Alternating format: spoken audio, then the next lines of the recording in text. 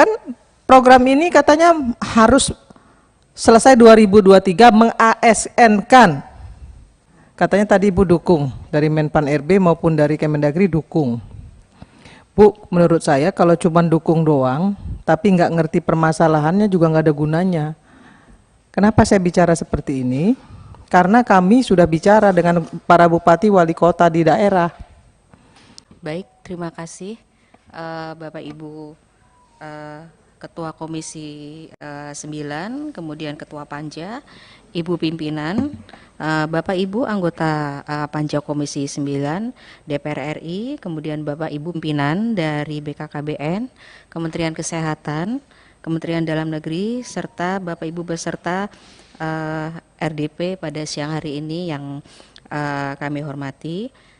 Izin kami ingin menyampaikan beberapa hal terkait kebijakan pemenuhan P3K untuk tenaga kesehatan dan penyuluh KB di tahun 2022.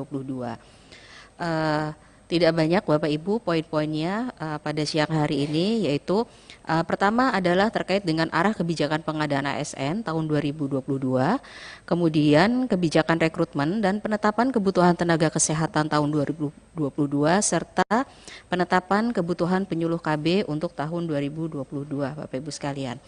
Nah, Bapak Ibu sekalian, untuk tahun 2022 ini, arah kebijakan pengadaan ASN ini adalah pemenuhan untuk P3K.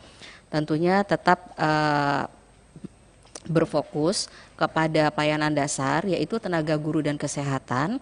Kemudian masih keberpihakan kepada ex tenaga honorer kategori 2, tentunya dengan usulan-usulan ini mempertimbangkan gaji dan tunjangan sesuai dengan kemampuan pembayaran gaji dan tunjangan sesuai dengan peraturan perundang-undangan, dan di samping juga memperhatikan penyederhanaan birokrasi sehingga penghitungan beban kerjanya tentunya akan menjadi berubah karena terkait dengan digitalisasi, Bapak Ibu sekalian. Nah, untuk tahun 2022 Bapak Ibu sekalian, penetapan formasi ASN ini untuk instansi pusat dan daerah. Ini untuk instansi pusat jumlahnya adalah 728.372.000, sedangkan untuk dari usulan ini yang ditetapkan sejumlah 518.040 dengan rincian, yaitu instansi pusat. Usulan awal adalah 208.756, kemudian dengan berbagai pertimbangan sehingga yang ditetapkan hanya 93.197. Kemudian untuk daerah, untuk guru, usulan awal adalah 328.853, kemudian yang kami tetapkan adalah 319.029 formasi. Untuk P3K tenaga kesehatan, usulan awal adalah 94.168 usulan, kemudian yang ditetapkan adalah 80.049 kebutuhan. Sedangkan untuk P3K tenaga teknis, awal usulannya adalah 93.593, yang ditetapkan menjadi 25.765. Perbedaan ini dikarenakan ada beberapa instansi yang kemudian mengundurkan diri, tidak melaksanakan rekrutmen untuk tahun 2022. Terkait dengan kebijakan rekrutmen dan penetapan kebutuhan tenaga kesehatan di tahun 2022, Bapak Ibu sekalian, untuk kebutuhan nakes daerah berdasarkan data rencana kebutuhan Kementerian Kesehatan, ini terdata sekitar 255.249. Kemudian dengan memperhatikan kesanggupan daerah yang sesuai dengan kemampuan, dari 94.168 yang diusulkan, yang menetapkan atau yang kami tetapkan pada saat ini adalah 80.049, sehingga terjadi gap kebutuhan tenaga kesehatan dengan formasi yang telah ditetapkan sebesar 175.200 kebutuhan. Lanjut, kemudian berdasarkan data yang masuk ke kami, ini terdapat jabatan-jabatan yang merupakan formasi terbanyak yang diusulkan melalui rekrutmen P3K di tahun 2022, yaitu tertinggi adalah perawat, bidan, dan seterusnya hingga dokter gigi spesialis.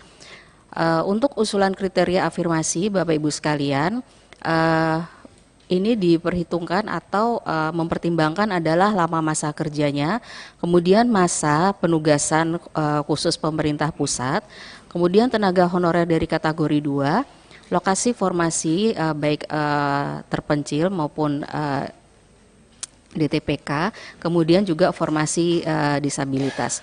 Dalam hal ini tentunya kita juga berharap ada dukungan dari Bupati atau Wali Kota untuk pemenuhan tenaga kesehatan prioritas di Puskesmas dan RSUD.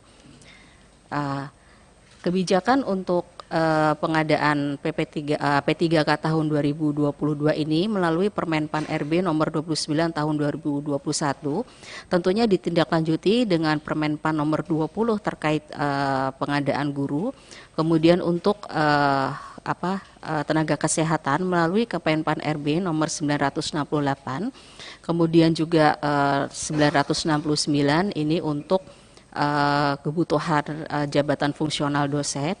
Kemudian Kemenpan RB nomor 970 ini untuk kebutuhan tenaga teknis, artinya di luar guru dan tenaga kesehatan, serta Kemenpan nomor 971 tahun 2022 tentang nilai ambang batas, Bapak Ibu sekalian. Nah, untuk tenaga kesehatan, keputusan Menteri Pan RB nomor 968 tahun 2022 ini terkait mekanisme seleksi P3K untuk jabatan fungsional tenaga kesehatan tahun anggaran 2022. Lanjut, di sini peserta atau pelamar diperuntukkan kepada ex tenaga honorer kategori 2 yang terdaftar dalam pangkalan data Badan Kepegawaian Negara, kemudian juga tenaga kesehatan non-ASN yang terdaftar dalam Sistem Informasi Sumber Daya Manusia Kesehatan atau SISDMK di Kementerian Kesehatan. Terkait untuk masa kerja, Bapak Ibu sekalian, bagi jabatan yang mensyaratkan STR untuk jenjang terampil dan pertama, ini masa kerja minimal 2 tahun, sedangkan untuk jenjang muda dan madya 3 dan 5 tahun. Namun bagi jabatan yang tidak mensyaratkan STR, ini untuk terampil dan pertama masa kerja diminta untuk 3 tahun, sedangkan untuk muda dan madya adalah 5 tahun.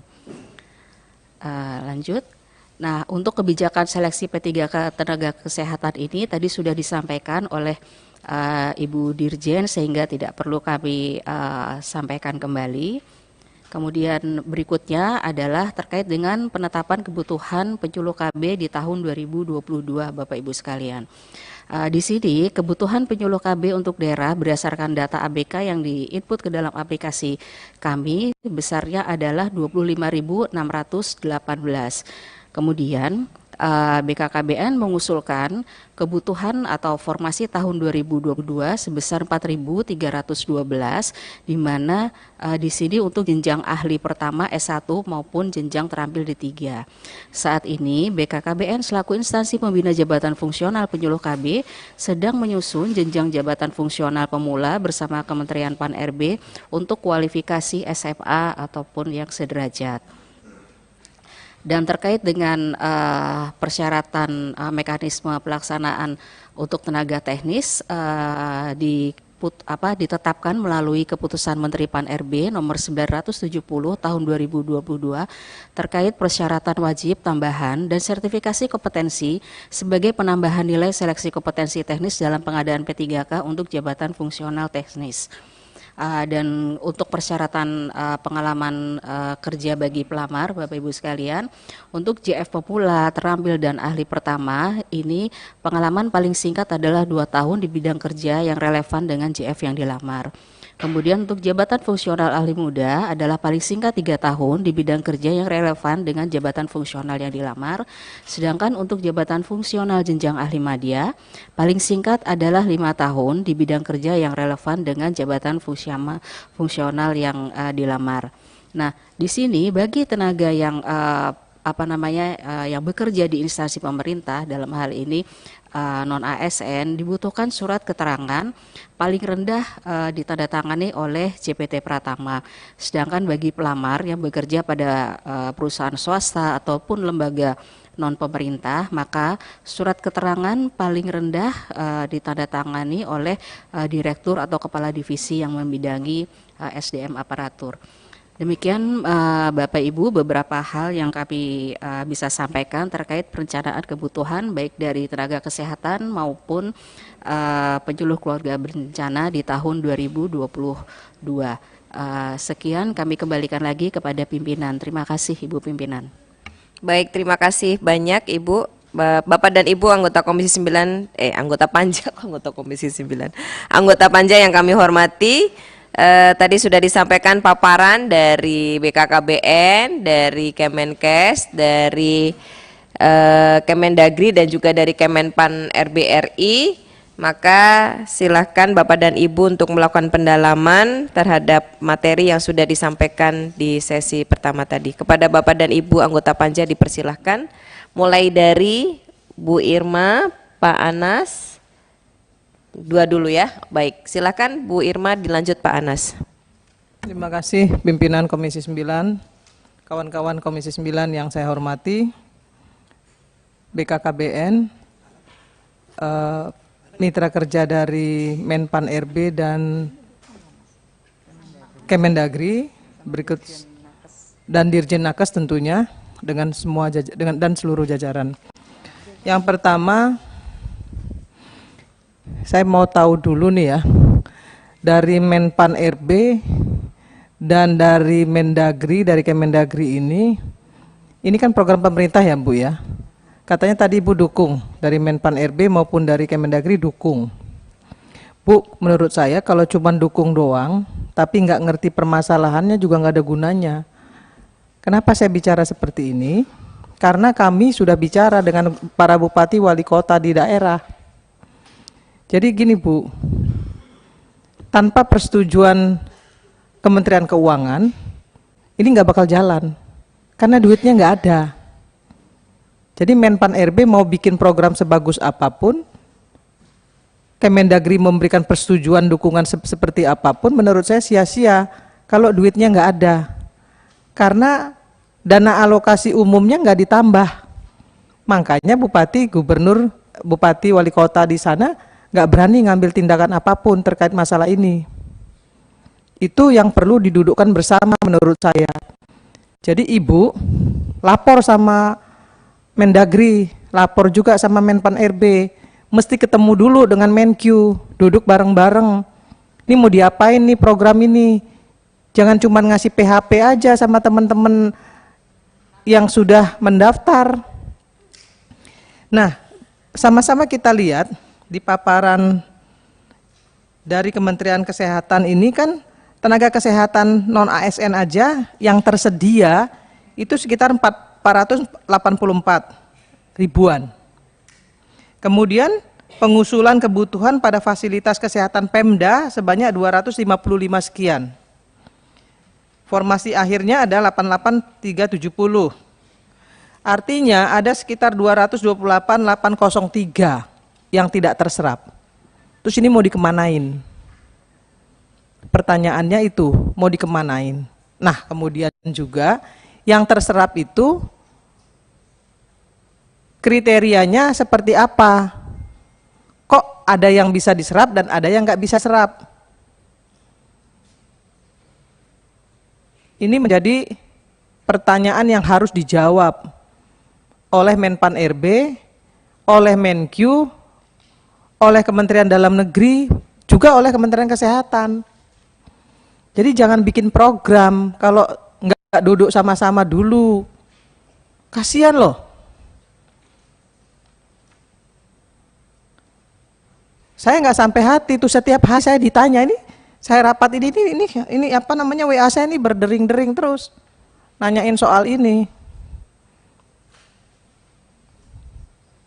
Belum teman-teman PLKB itu yang cuma digaji 250.000, 500.000. Bayangin gitu. Nggak manusiawi. 250.000, 500.000 tuh jajan anak saya cuman 1 minggu. Nah, sekarang saya minta perwakilan yang duduk di sini tolong sampein sama Menpan RB, sampein sama Menteri Dalam Negeri, tolong koordinasi dengan Kemenq, tambahin daunnya supaya program ini bisa jalan gitu loh. Kita ngomong banyak, presentasi sebanyak ini dengan data yang sebagus ini nggak ada artinya kalau 3 kementerian ini nggak duduk bersama. Ini kan PHP, seperti PHP, kasihan nih, sekian banyak orang yang merasa di PHP. Kan program ini katanya harus selesai 2023, meng-ASN-kan. Tidak boleh ada lagi yang namanya outsourcing. Nah, terus yang nggak terserap ini mau digimanain? Yang katanya nggak lulus karena sesuatu dan lain sebagainya itu mau dikemanain? Yang sudah 38 tahun ke atas yang ikut tes terus kemudian nggak lulus, itu mau diapain? Padahal mereka sudah kerja lebih dari 20 tahun. Ada yang 15 tahun, 20 tahun, itu mau diapain? Jadi saya kira kementerian duduk bersama dulu. Duduk bersama dulu, jangan cuma bisa bilang mendukung. Semua orang bisa mendukung, tapi didukung pakai apa? Pakai data? Nggak bisa, Bu. Jadi mesti duduk bersama dulu, 3 kementerian, kemudian tambahin uangnya, daunnya ke daerah, baru kemudian Bupati Wali Kota itu bisa melaksanakan program ini. Jadi saya kira ini harus didudukkan bersama dulu. Jangan kemudian presentasinya bagus, tapi hasilnya juga nggak maksimal. Ini penting bagi Menpan RB maupun Kementerian Dalam Negeri untuk bisa duduk bersama dengan Menq. Saya kira itu pimpinan, terima kasih. Ya, terima kasih Bu Irma, lanjut Pak.